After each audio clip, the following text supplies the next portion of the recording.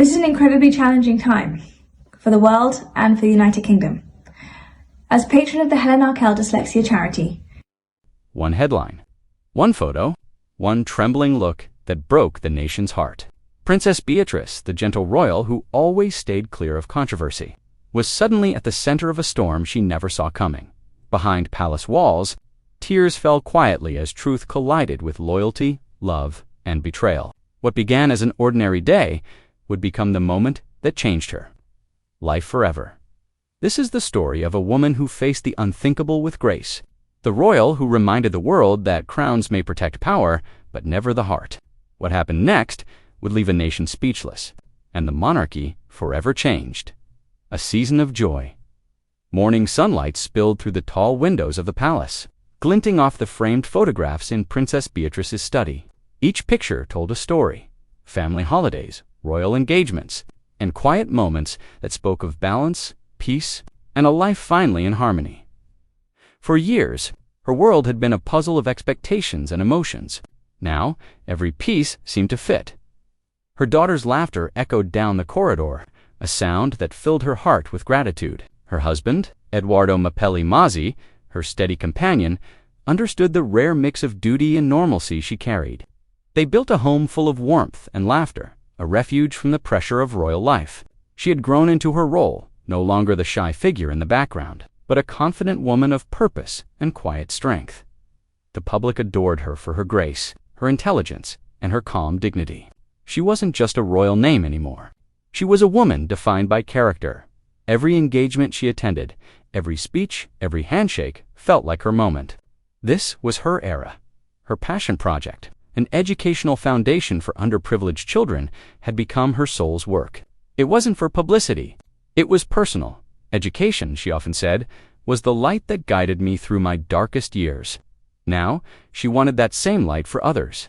Her days were full. Her spirit, radiant. Even within the rigid rhythms of royal life, Beatrice had found freedom and love. No show, no spectacle, just a people who truly understood each other. Evenings were simple. Cooking together, laughter over dinner, bedtime stories for their daughter. Friends described them as the most genuine couple in the royal circle, a family that loved the quiet moments more than the spotlight. But beneath that calm surface, subtle ripples began to form. It started with whispers, calls that ended too quickly, conversations that stopped when she entered the room. At first, she ignored it. Royal life was full of secrets and politics. Whispers came and went, but somewhere deep inside, an instinct stirred, faint, like a breeze before a storm. For now, she chose to hold on to joy, her child's laughter, her husband's touch, her growing purpose. She didn't yet see the shadow waiting at the edge of her perfect season. But it was coming, slow, deliberate, waiting for the moment when everything she loved most stood within its reach, a hidden file. It was a quiet afternoon at St. James's Palace, the kind Beatrice cherished between engagements. Her desk was scattered with notes and papers for her foundation. She always reviewed everything herself, meticulous, focused, precise. That habit made her pause when a new message appeared in her private inbox. Subject, private. The sender, an old university friend, now in government. They rarely spoke, but the message was short and strange. You should see this before it becomes public. An attachment followed. Confidential review. Mapelli Holdings? At first she thought it was a mistake. Her husband's business was his own, and she avoided involvement in such affairs. But curiosity won. She opened the file columns of numbers, transaction records, corporate names. Then one name stopped her cold. Her husband's company, listed as a beneficiary in a real estate transaction tied to shell corporations and international investors, names she recognized, names from global headlines, connected by coded transfers and payment trails. Her pulse quickened. It had to be a misunderstanding. But as she read on, the report darkened. The details grew sharper. Each line, each verified seal, stripped away another layer of her disbelief. This wasn't gossip. This was documented, official, real. Her breath caught. Could it be a political setup? A leak meant to damage the royal family? Or had he kept something from her? She remembered his recent business trips, his vague answers, his reassuring smiles. They replayed now with a new, unsettling weight. The palace suddenly felt colder. Outside, the autumn light dimmed. Inside, she sat frozen, staring at the glowing screen, as fear and doubt crept through her chest. If this went public, it wouldn't just ruin him, it could shake the monarchy itself. Her hand trembled as she reread the final line. The truth, whatever it was, had already cracked something sacred. Trust, stability, perhaps even love. Princess Beatrice realized that the life she believed unbreakable had just begun to fracture. Princess Beatrice felt trapped between two worlds, the one she was born into and the one she had chosen through love. To speak would mean scandal. To stay silent would mean surrender. Either way, she would lose something she could never get back. That evening, she sat by her window, watching the palace lights flicker against the velvet sky. The walls that had once protected her now felt like a cage. Each echo of footsteps in the corridor reminded her. Silence was no longer her shield. It was her undoing. The leak. At dawn, the first headline struck like lightning. Princess Beatrice's husband, linked to international scandal. At first, it seemed like tabloid fiction, but within an hour, the story was everywhere. News anchors repeated it. Social media exploded. Every major outlet carried her name tied to words she never imagined would follow it. Inside the palace, chaos erupted. Phones rang without pause. Aides rushed between rooms, demanding answers. Somewhere, somehow, that confidential file, the one she had hoped to bury, had slipped beyond royal control by mid-morning. Reporters surrounded every royal residence. Long lenses peered through iron gates. Flashes lit up the gray London sky, and speculation filled the air like smoke. The carefully built image of calm, of royal dignity, shattered beneath a storm of headlines. Inside her home, Beatrice sat motionless. Her phone glowed with messages, sympathy, shock, disbelief, but she barely responded. Her trembling hands scrolled through the article that started it all. Told, factual, merciless, figures, transactions, offshore accounts. The words cut deeper than any rumor. She hadn't done anything wrong, yet she could feel the shift. The world's gaze, once filled with admiration, now burned with suspicion the public eye. That afternoon, she attended a charity event she had promised weeks earlier.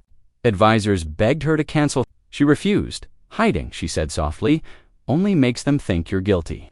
As she stepped from the car, the air erupted. Cameras, questions, shouts.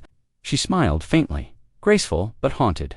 Her eyes, tired, sleepless, told a different story. Every step felt like walking through fire.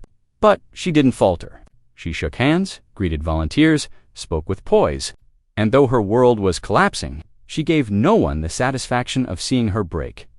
Behind palace doors, officials scrambled. Emergency meetings, drafts rewritten.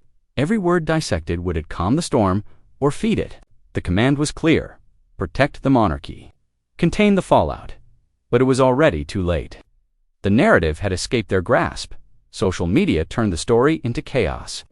Anonymous voices speculated about her marriage.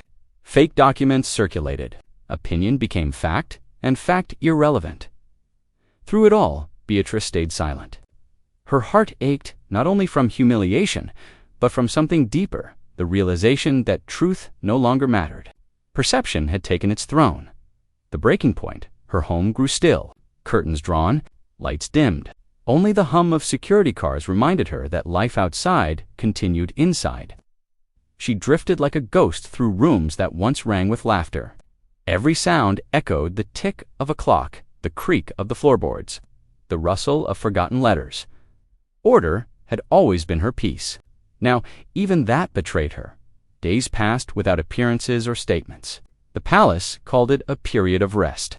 But those close to her knew she was breaking. It wasn't one heartbreak that undid her. It was the slow, unbearable weight of exhaustion, betrayal, and disbelief. One gray afternoon, her phone rang. Her sister, Eugenie. Beatrice hesitated, then answered, and with that single word, "Hello," the tears came. She spoke of the silence, the loss, the unbearable loneliness that fame could never protect her from. Eugenie listened, her voice soft with compassion. She reminded her sister that love and worth were not defined by titles or perception. But Beatrice barely heard. Her mind was elsewhere, wandering back through the golden fragments of a happier time. vows whispered under soft sunlight, dinner tables filled with laughter, walks through quiet gardens where love felt eternal. Now each memory hurt. The love that once anchored her had become the source of her deepest pain. Trust, once sacred, now felt dangerous. As the call ended, she sat still. Outside, rain traced slow lines down the windowpane, blurring the world beyond the glass. For the first time, she allowed herself to wonder, was this the true cost of royalty? To serve so faithfully that even love must bow to duty? The question lingered, unanswered.